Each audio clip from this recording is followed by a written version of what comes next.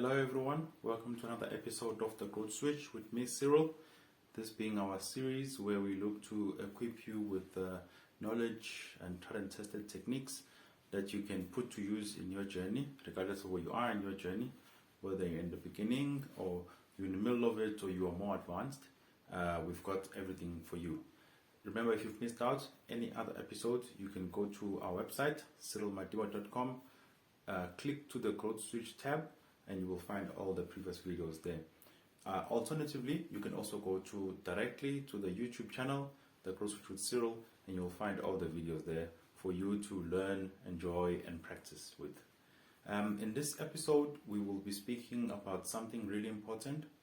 I know I always say things are important when we have to speak about them, but it's because they are. In this episode, we'll speak about effective decision making. Every day, whether we know it or we don't, we are making a decision. I decided to make this video in order to help people. You decided to watch it with the hope that you will be helped. And there's other decisions that we make every single day. There's decisions which we make, actively we're thinking about it. Like for example, here I had to think, okay, I need to make a video to help some young people. How should I structure it? When should I make it? How long should it be? What should I talk about? All those things. Then there's other decisions that you make without even realizing that, hey, I made a decision here. Like for example, right now as I'm speaking to you, I'm breathing in and out, because otherwise if I stop breathing, I will die.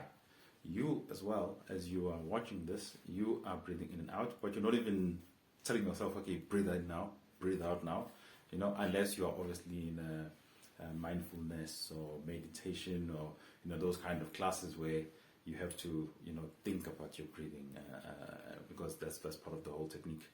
Now we're going to speak about two things. Firstly, we'll speak about the types of decisions that you may have to make, right?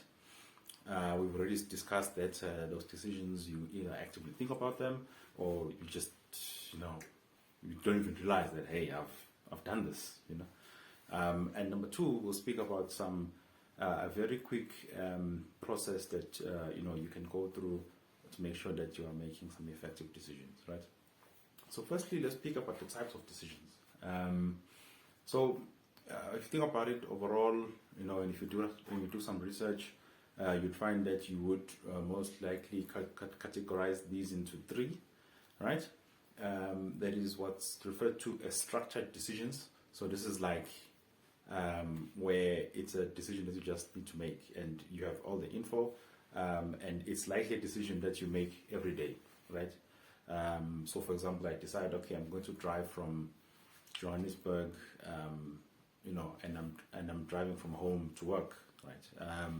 I need to know what time I'm going to wake up, when I'm going to bath, dress, if I eat before work, when am I eating, or am I taking my breakfast to eat at work, what time am I leaving, which route, those things like that. So that's like everyday stuff is structured. You have pretty much all the info that you need for you to make the decision. Then what's referred to as semi-structured, right? So if I say now, all right, so I'm still driving to work, but today we are working from a different office. Say we've got like multiple offices that we work from. Today we're driving from a different office. I haven't been to this office before, but essentially I'm going there to do the work that I always do, maybe with different stakeholders. Say your work, you have stakeholders that are based on this one building, one location, then others still in the same city but different location. That's like semi-structured because you do have the structure, but the unknown for you is obviously this new office. You've not been there. You need to find out how to get there. How long is it going to take you to get there? And when you get there, being new to the office, where do you go to? Do you go to reception? Do you phone one of your contacts to come pick you up? What is the process, right? Then there's unstructured decisions, right? Where now, say now you decide, okay, I'm going to go work overseas. Now that's fairly unstructured, right? Because there's a lot of implications now that you think about it. Okay, you have to move overseas. When you get there, you find employment first. How do you do that? Where do you live? Like there's just a lot that goes into that decision. There's a lot of unknowns, right? So the more unknowns there are, the more your decision goes from being structured to being unstructured. So what you'll find is, for example, in an organization, people who sit at like an executive or C-suite level will deal with like strategic, type decisions, and activities, and those are very unstructured, because those are about trying to see in the future, where is this organization going, what are we trying to do in the future, which then needs to inform what we need to do now, so that in future we're able to achieve what we're envisioning. That's very unstructured, right? Versus an everyday duty where a manager needs to organize a workload for their team, so that every day the team knows what to do. That's very structured, right?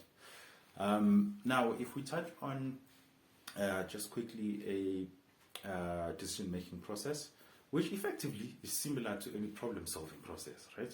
If you think about it, because the first step to solving any problem is to identify a problem, right? Identify the problem or what it is that you need to make a decision on, right? I need to make a decision, to do this video, right? Why? Because I'm trying to help young people who may be in a predicament where they're not making some effective decisions, or they're not able to decide. There's people suffer from that indecisiveness, not being able to decide, right? So really hoping that this then helps them. Now the second step then goes into the options, right? I could have done this on Instagram Live.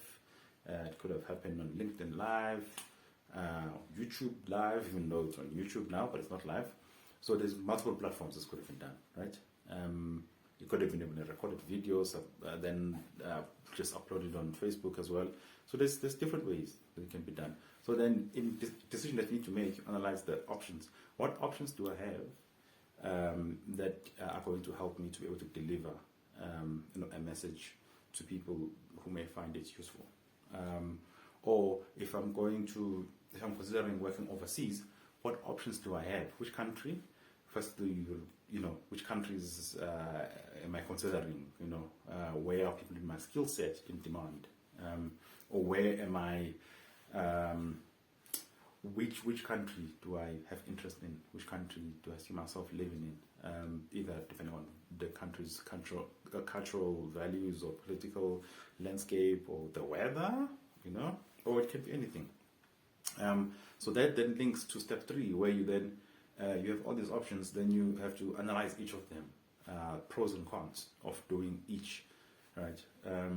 Now, sometimes, especially when you go from the structured decisions and you move closer towards the unstructured, like I said, the number of unknowns increases, right? Which means that you don't have necessarily all the information at that time for you to make a decision. Even though you have to make a decision, but you will have to go through and accept some risk in your decision because there's a number of unknowns, right? And that's when things like your risk management comes into being as well, right? So by that I mean, let's say you decide to move overseas, right? You don't know where to find a place to live, but you could partner with the local agent who's familiar with the area. They can understand your needs and they can help you find a place to live.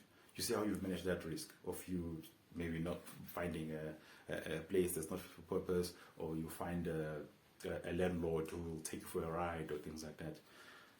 So sometimes, importantly, you have to make decisions even though you don't have all the info, but you have to manage your risk by putting in mechanisms that will help you to basically not make reckless decisions, right? Then lastly, after you've done your analysis, then you select the best viable option at that point, right? And that's the one that you implement. Next step is obviously to see and monitor and analyze how that decision went, right? Now, in my example, you may move overseas and you worked with the agent and you found a place, right? But then after a few months living there, you've become familiar with the surroundings and stuff. You realize, actually, this place is not really that great for me. perhaps I need to find a different place. Maybe this place is far from work, or this place there's not too many amenities around for there are things for you to do. You're always bored. I don't know, or something to that effect, right? Or you make friends even, and your friends stay far away from you, and you want to move closer. Then you decide to find a new place, right? But it doesn't mean that your previous decision failed, because remember you would have made your previous decision with very little info, but now you've got more info. Your decision has moved from being very unstructured towards, maybe semi-structured or structured, and now you can make an even better decision, right? So we leave it at this.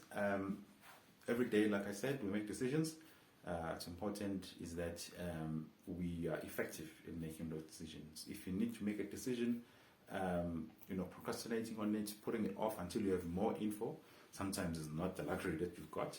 You just have to make a decision sometimes and manage your risk accordingly. If you enjoyed this and you found it useful, remember to share it with others who can stand to gain.